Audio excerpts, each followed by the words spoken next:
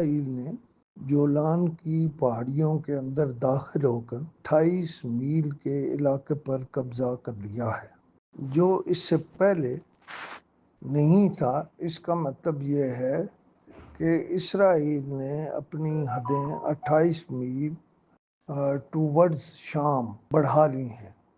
یہ ایک نیا تنازع ہے جو اٹھ کھڑا ہوا ہے، اگرچہ عالم عرب کو اپنی اپنی پڑی ہوئی ہے اور کسی نے اس نقطے پر غور نہیں کیا کہ اب کیا ہوگا۔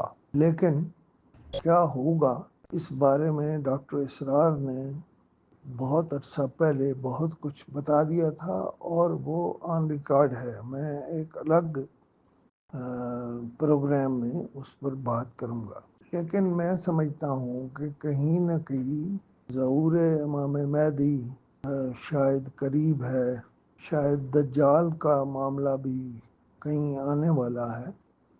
لہذا ان سب چیزوں کو ملا کر سوچنا اور دیکھنا چاہیے، اور خاص طور پر اس حوالے سے عالم عرب پر بہت کچھ ایسا ہونے والا ہے جس کا انہوں نے کبھی تصور بھی نہیں کیا ہوگا۔